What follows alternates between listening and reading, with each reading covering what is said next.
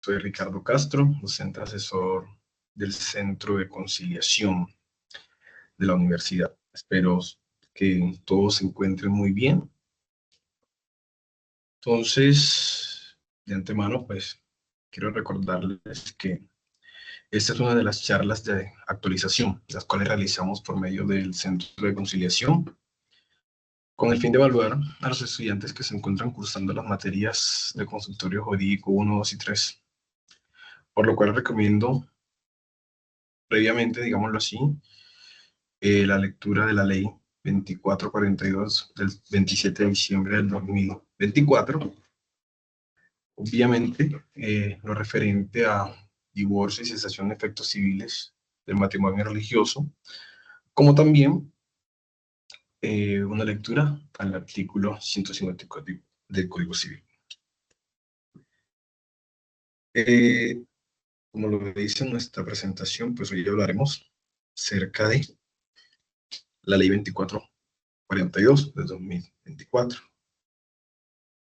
la cual nos trata sobre materia de divorcio y exactamente pues nos crea esa nueva causal. Antes pues realizaremos un recuento, un breve recorderis respecto de lo que es el matrimonio y el divorcio, a fin de estar un poco más acertados respecto de los temas, ¿cierto? Entonces pues es claro que el matrimonio ha experimentado diversas transformaciones que se reflejan en esos cambios tanto políticos como sociales y obviamente también religiosos.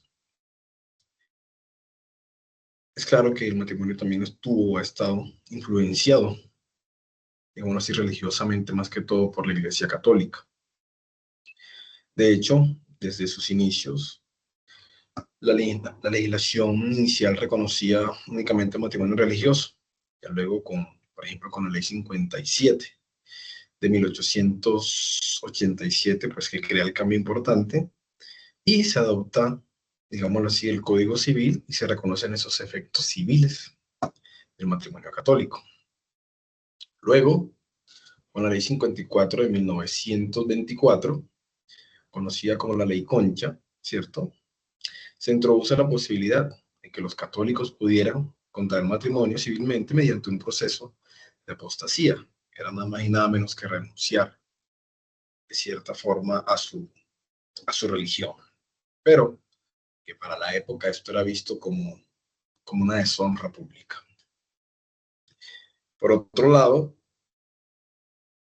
tenemos la ley primera y también tenemos la ley 20. La ley 20, pues, conocida como si fuera el segundo concordato, es la que ayudó a abolir esa apostasía y permite que el matrimonio civil se celebrara libremente e independientemente de la religión de los contrayentes. Luego ya, 1976, con la ley primera, uno de los cambios más significativos que establece el divorcio, permite la disolución legal del matrimonio.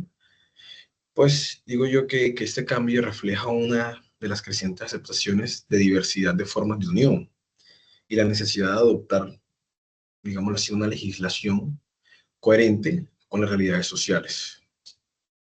Luego ya con nuestra Constitución de 1991, que marca un cambio trascendental en la historia del matrimonio en Colombia, pues con esta nueva Carta Magna, la cual reconoció la diversidad de formas de familia y que al mismo tiempo la reconoce como una institución de la sociedad. Con esta carta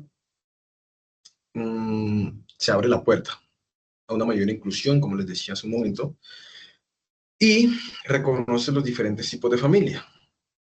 También pues ayuda a ese desarrollo y a garantizar esos derechos inalienables de las personas. Y es para mí quizá la forma más reciente como se puede entender la protección de la familia, que es garantizando el libre desarrollo de la personalidad y la dignidad humana. Derechos que nos ayudan o que van en busca de ese mismo fin, de las distintas formas de familia. ¿Cuál es ese fin? No es otro que educar, ayudar, guiar. ¿A quiénes? Nada más y nada menos que a los integrantes de esta misma. Y de esta forma, entendiendo que ya no debemos entender el matrimonio o que un matrimonio es exitoso o aquel, aquel que dure en el tiempo, por siempre, ¿cierto? Sino más bien un matrimonio exitoso para mí en la actualidad es aquel donde los cónyuges se respetan mutuamente esa libertad y esa voluntad de estar juntos, de darse amor. ¿Hasta cuándo? ¿Hasta dónde? Y es para mí como la intención, el momento para que esta ley 2442 del 2024 pues llegue a regular, digámoslo así, esas nuevas formas, esa nueva manera de protección, no solamente de las familias, sino también del ejercicio de esos derechos inalienables, ¿cierto? Entonces, digámoslo así, si nos vamos a los artículos segundo y quinto de la Constitución, podemos ver que la reconocemos como una institución, pero al mismo tiempo damos cuenta de tener esos derechos y poder ejercer y garantizar esos derechos inalienables de las personas. Entonces, hablando ya un poco del divorcio, o la cesación de efectos civiles del matrimonio, entendemos que son las figuras jurídicas por excelencia que nos ayudan a romper ese vínculo matrimonial, tanto en sus efectos personales como en los efectos patrimoniales, ya que la otra forma de que esto suceda, pues con la muerte de alguno de los cónyuges o compañeros permanentes, aplicando las situaciones para la unión marital de hecho.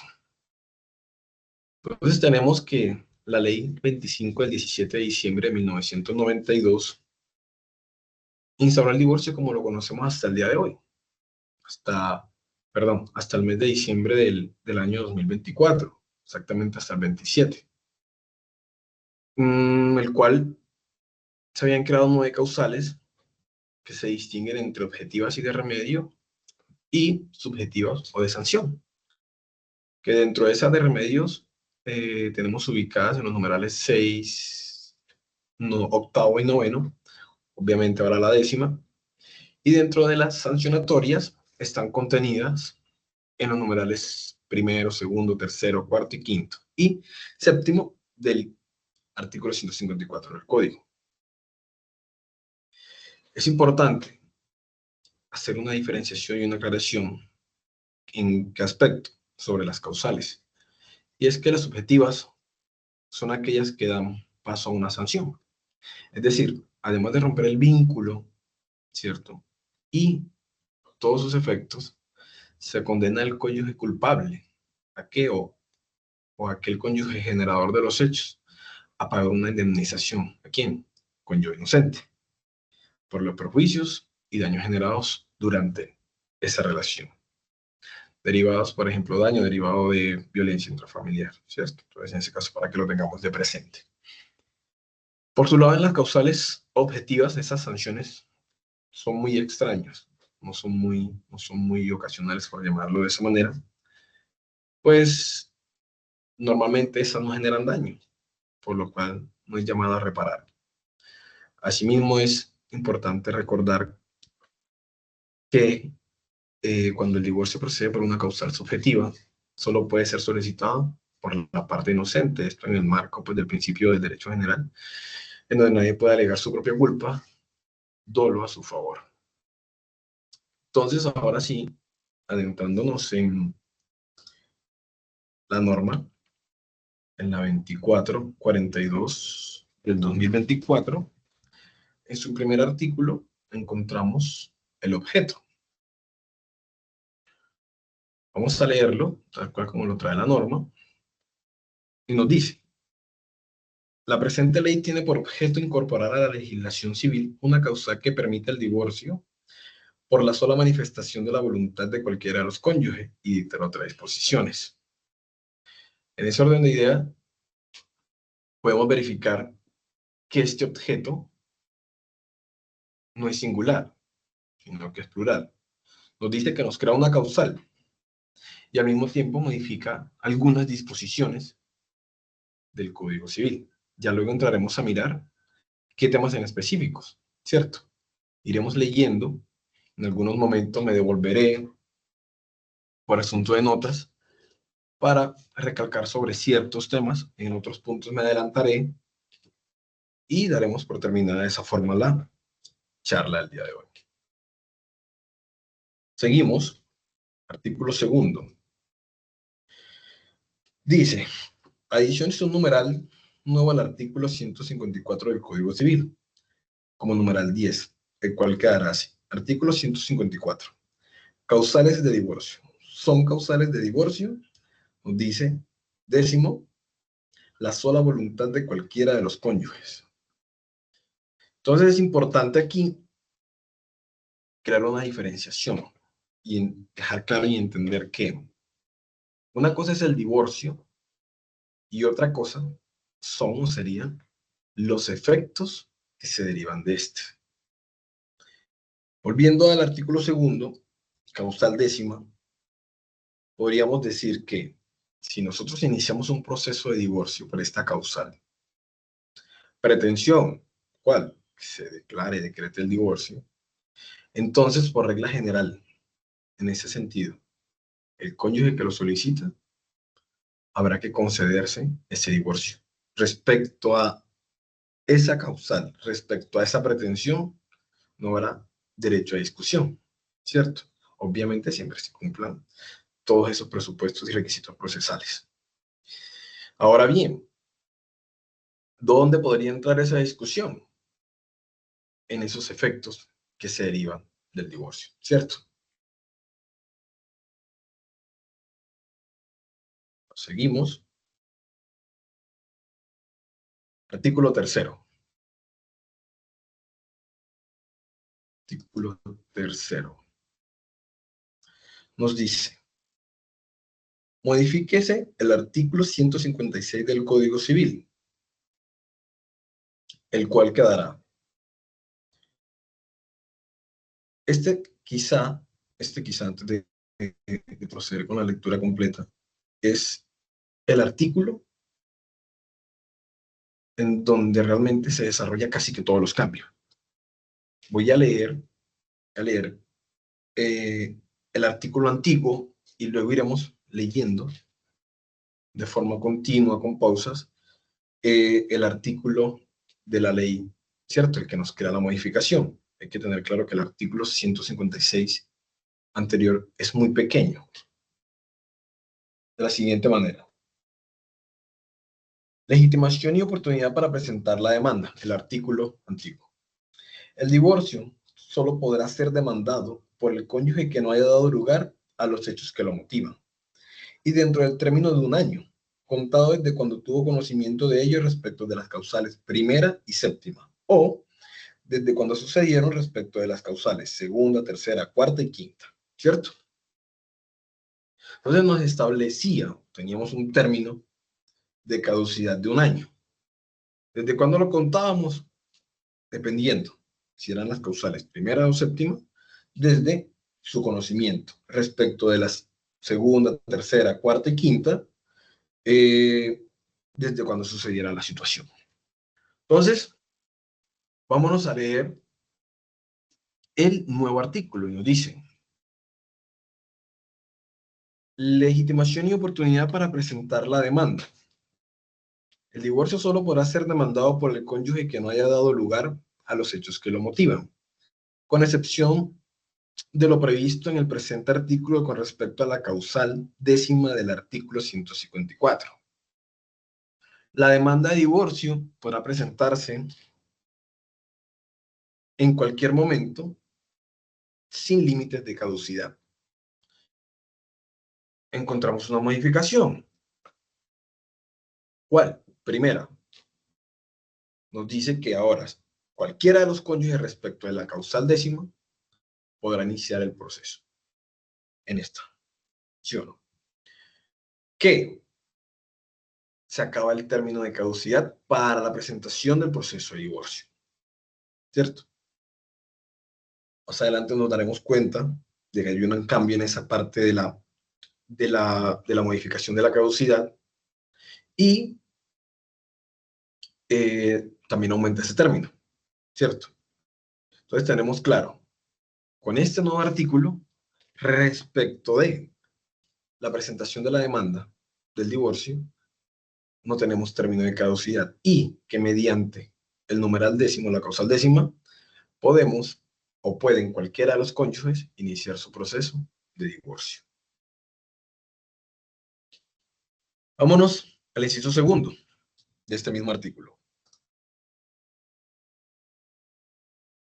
Cuando se pretenda la obtención de reparaciones económicas o cualquier otro tipo de sanciones, deberá presentarse la solicitud sobre las reparaciones económicas o sanciones dentro del término de 2 años. Contado desde cuando tuvo conocimiento de ello respecto de la causal primera y séptima, o desde cuando sucedieron respecto de las causales segunda, tercera, cuarta y quinta.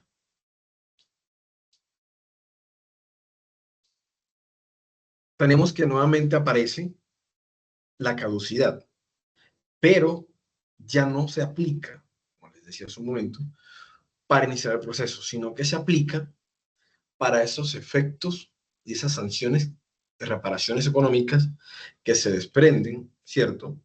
¿De qué? Del divorcio. Tenemos entonces ese límite para poder intentar la reparación prevista en esta norma. Entonces, término de caducidad de 2 años. No para la presentación o para iniciar proceso de divorcio, no, sino para que se nos puedan hacer exigibles esos derechos que se desprenden de los efectos como tal del divorcio. ¿Como cuáles? Sanciones, que pueden llegar a ser cuáles, lo que es alimentos y la reconvención de donaciones, como esas reparaciones económicas también. ¿Del que se desprenden esas reparaciones económicas? De violencia. Es claro, es importante también dejar claro que, por lo regular, las sanciones las encontramos en la ley, ¿cierto? Y no son otras más que cuáles, las que la acabo de nombrar, alimentos y reconvención de esas donaciones, mientras que las reparaciones económicas, estas no están contenidas en la ley. Entonces vamos a colocar un ejemplo práctico. Vamos a colocar un ejemplo práctico. Darío y Valentina, ¿cierto? Vamos a utilizar el numeral 3. Ultrajes, el trato cruel y los maltratamientos de obra. Entonces tenemos que Darío y Valentina conviven, una relación, casados, y Valentina maltrata a Darío. Trata a Darío. Digamos lo que esa situación tuvo lugar en el año 2022, exactamente en el mes de enero. Y Darío se acerca a donde su asesor, nuestro abogado el día de hoy, a donde ustedes, y le dice, bueno, abogado, yo quiero divorciarme. En este caso vamos a utilizar la causal tercera.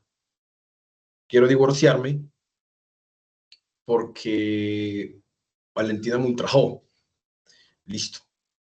Fue muy juiciosamente, comencé a evaluar, aún así de forma muy rápida, y le dice, listo, Darío, encontramos lo siguiente. Para presentar la demanda de divorcio usamos el término, ¿cierto? Ocurrido 2022, perdón, mes de enero, verificamos mes de abril, mayo de 2025, y decimos, respecto a la pretensión de divorcio, pues creeríamos nosotros que no habría problema y podemos presentar la demanda sin ningún asunto. Pero si nos referimos al inciso que acabamos de leer, con respecto a esos efectos que se derivan de esa declaración, que se podrían llegar a derivar de esa declaración del divorcio, podríamos decirle que ya le aplicaría la caducidad, en caso tal por cual ya no tendría Darío, digámoslo de esa forma, ¿cierto?, derecho a esas reparaciones y sanciones por lo ocurrido en el año 2022. Hay otro ejemplo muy importante, un caso especial, y es respecto de la causal segunda. Pues vamos a Darío Valentina. Entonces, Darío abandona el hogar, por lo que hemos sido, abandona el hogar, casados, abandona el hogar para el mismo año, enero de 2022. Y actualmente, Darío sigue por fuera del hogar. Llega Valentina a su oficina y le pregunta, abogado, a mí me gustaría iniciar mi proceso de divorcio y esa es la causal y esas son las razones. Usted evalúa y va a verificar. Bueno, me dice el inciso anterior que tengo la caducidad para efectos, pero digámoslo así que en la causal segunda, el grave e injustificado incumplimiento por parte de alguno de los cónyuges, que en este caso vendría siendo la cohabitación, se encuentra, o digámoslo así, ese incumplimiento se mantiene en el tiempo, toda vez que Darío sigue por fuera del hogar. En ese caso, es en especial, no aplicaría como tal esta caducidad. ¿Listo? Para que lo tengamos de presente. Sigamos con la lectura de este mismo artículo, la primera modificación, una de las más grandes, y nos dice lo siguiente. Ven aquí.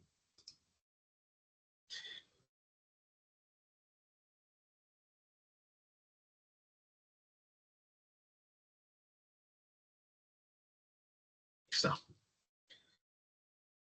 La causa tercera del artículo 154, cuando fuera debidamente probada, dará lugar a reparaciones integrales, incluyendo reparaciones económicas y simbólicas a favor de la persona víctima de violencia intrafamiliar que la alega.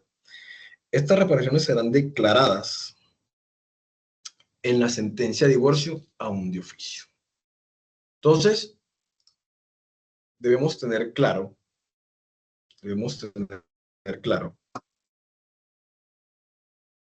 que desde la SU 080 del 2020, esta nos permite que dentro del mismo proceso de divorcio, en la misma sentencia, digámoslo así, sean reparadas de forma integral a las víctimas en los procesos de familia.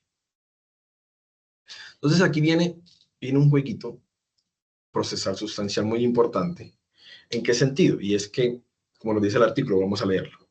La causal tercera del artículo 154, cuando fuere debidamente probada, dará lugar a la reparación integral, incluyendo reparaciones económicas y simbólicas a favor de la persona víctima de violencia intrafamiliar que la alega. Estas reparaciones serán declaradas en la sentencia de divorcio aún de oficio. Entonces viene una pregunta importante. ¿Qué pasa si yo no la pido como pretensión? Yo no la solicito. Yo no solicito esas reparaciones. Pero el daño, digámoslo de esa manera, se prueba dentro del proceso. Aplicamos el principio de prima lo sustancial sobre lo procesal. Yo diría que sí. ¿Por qué? Dice, estas reparaciones serán declaradas en la sentencia de divorcio aún de oficio. Cuando fuere debidamente probada, nos dice también el inciso. Entonces, a mi sentir, una cosa es quien tome esa vocería, o digámoslo así, el juez, se dé su lugar y diga, listo, yo voy a intentar probar esos daños. Voy a intentar probarlo. A diferencia, cuando dentro del mismo proceso, este mismo proceso, con todas las pruebas allegadas, se da cuenta de ese daño que se creó, ¿cierto? A pesar de que no se pidió ese tipo de reparación, ese daño, logramos evidenciarlo durante todo el proceso. Yo diría que el juez podría declararlo y concederlo sin ningún problema. ¿Qué? Utilizando el principio de ¿qué? Relación del derecho sustancial sobre el derecho procesal. Siempre. Entonces tengamos eso en cuenta. Una cosa es que la logremos probar y no la pidamos, y otra cosa distinta es que la pidamos y no logremos probarla, y que sea pues quien intente, digámoslo así, probarla. ¿Listo?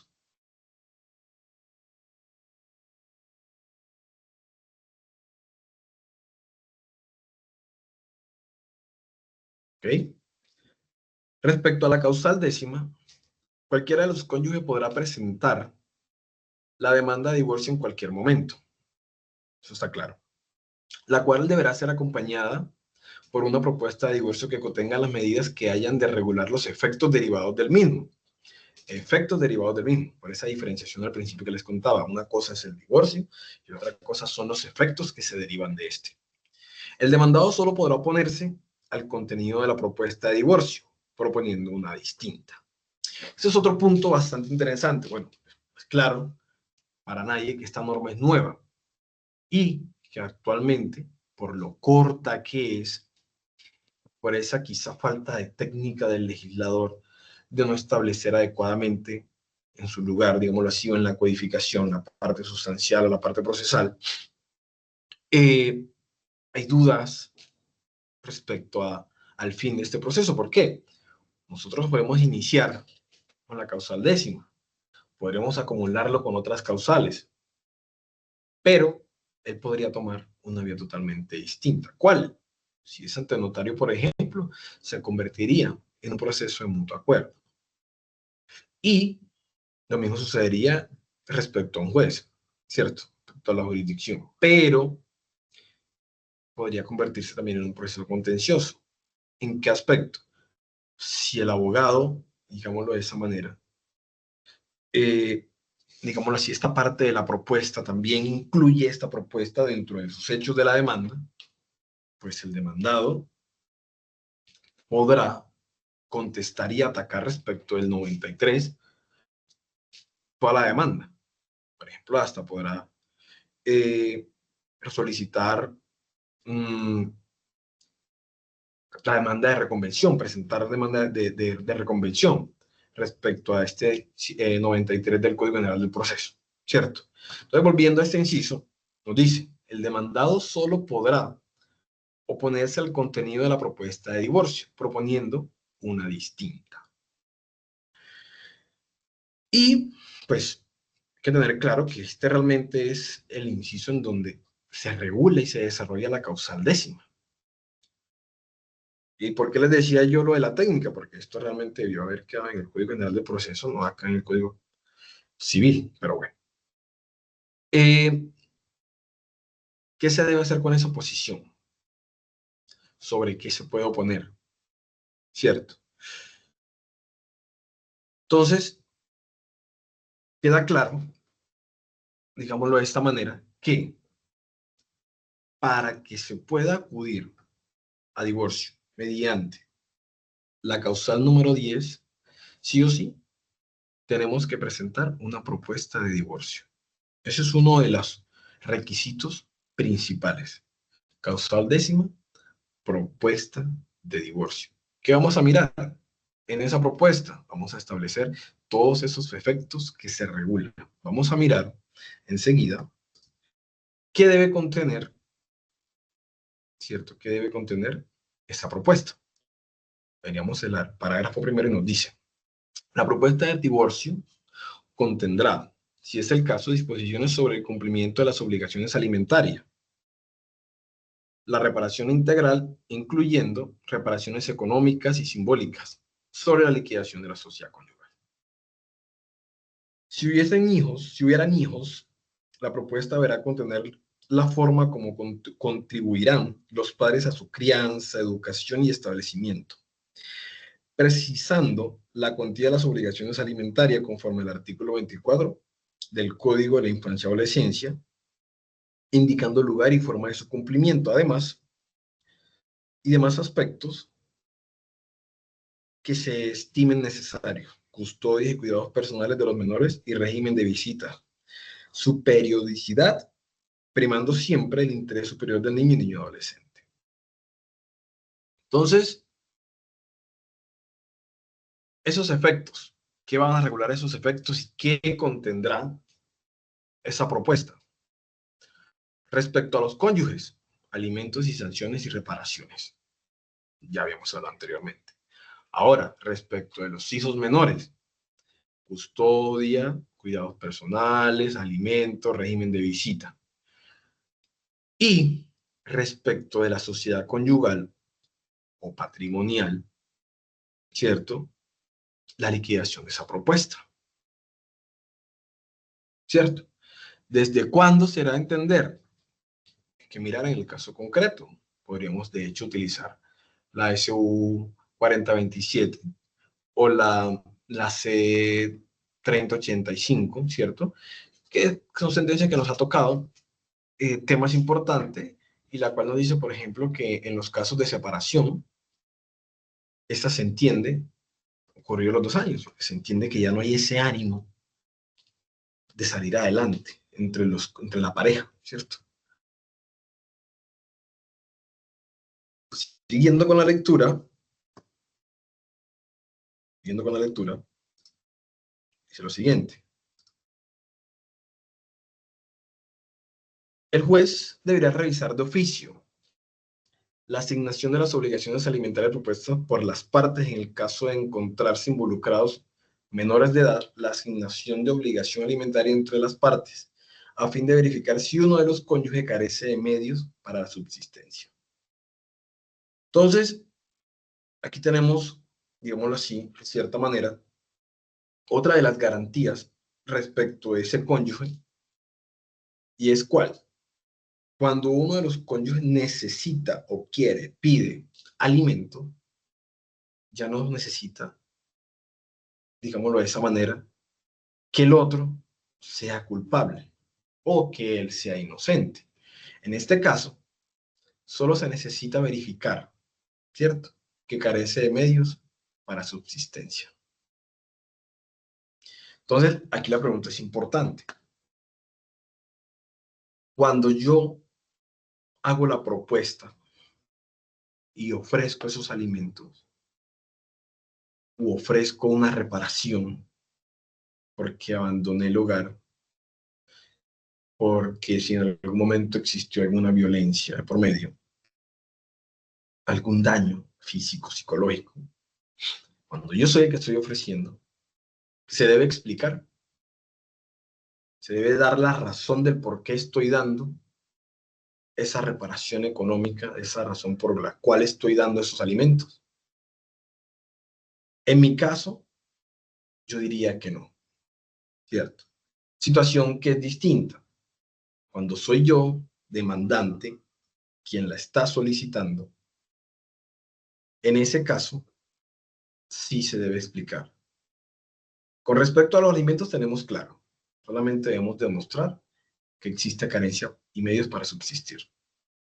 Mientras que cuando estoy solicitando reparaciones y sanciones, en ese caso, sí se debe demostrar o el por qué da como tal ese derecho y por qué lo estoy solicitando.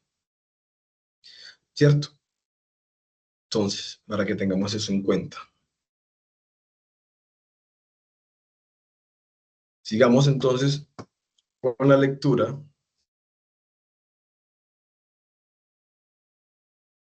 Entonces, con la lectura, que ven aquí, entonces con la lectura.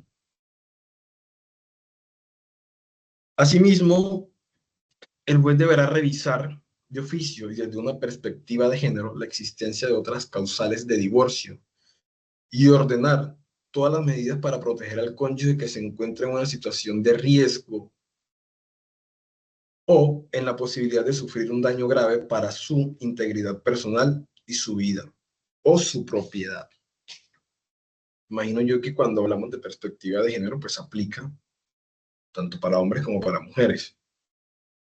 Y estos otros que existen, ¿cierto? Me imagino yo que no solamente se aplica a uno, sino a todos. ¿Y qué es esto? Que el juez, encontrada esa otra causal, ¿cierto? Otra causal, podrá declararla. No es más que eso.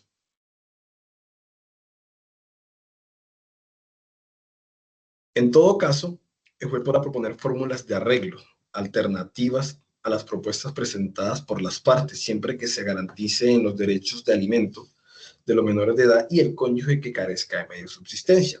Aquí vuelve y nos recalca, nos dice, cónyuge que carezca de medio de subsistencia, ¿cierto? Eso está claro. ¿Qué tiene que demostrar el cónyuge cuando solicita divorcio por la causal décima? La necesidad de subsistencia. ¿En qué? O digámoslo así, cuando el juez hace o realiza ese estudio, revisa de forma de género, volviendo al inciso anterior, lo que intenta, ¿cierto? Desde esta perspectiva de género, es una mayor protección. ¿Protección a quién? Es claro hoy que en Colombia las personas dentro de estas relaciones familiares, quienes más sufren violencia intrafamiliar, violencia vicaria, pues son las mujeres. Entonces lo que se busca es esa reparación y esa protección especial, ¿cierto? Respecto a estas personas que sufren. No solamente las mujeres, no también los hombres, pero tenemos claro que quienes actualmente sufren más esta violencia son las mujeres.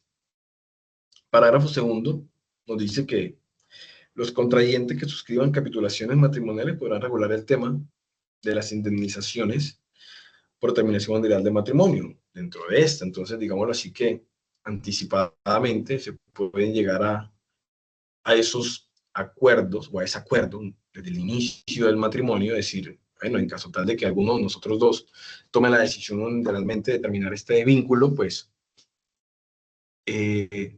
tendrá que cumplir con esto o esto.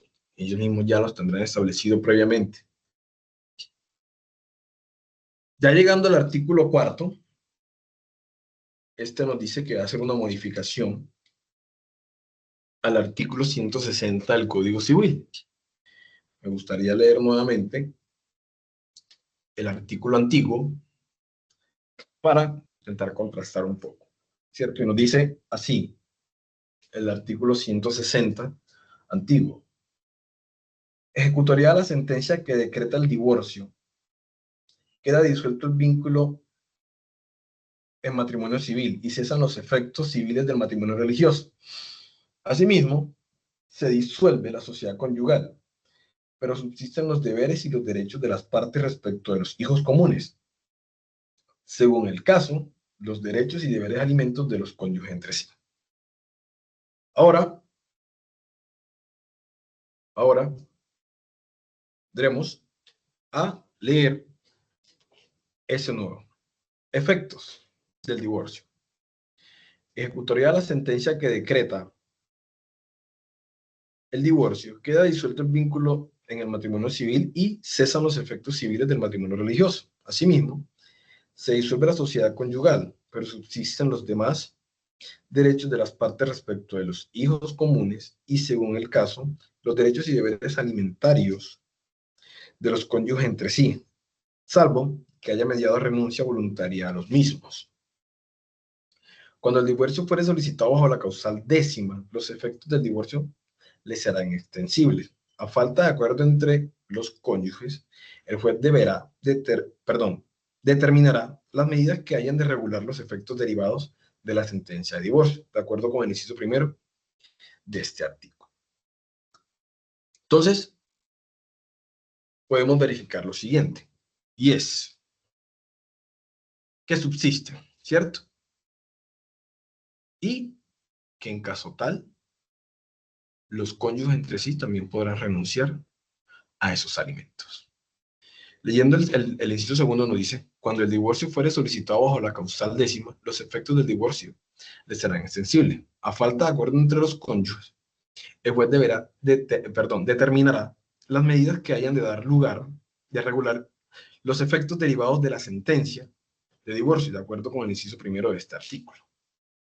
Entonces, el juez determinará las medidas que haya de regular. ¿Y esto qué quiere decir? Que el juez puede presentar un acuerdo también,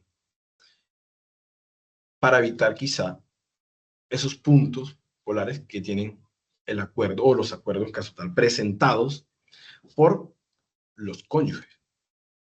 ¿Y qué tendrá que verificar? ¿Qué tendrá que primar? Primero, el interés superior del menor, ¿cierto? Verificar sí o sí si hay de pronto una afectación al mínimo vital, si de pronto esa renuncia de los cónyuges estuvo a derecho o quizá la obligaron como tal, ¿cierto? Para poder emitir su fallo y que éste se encuentre en derecho y no incurrir quizá de pronto en violaciones como tal. Déjame un segundo.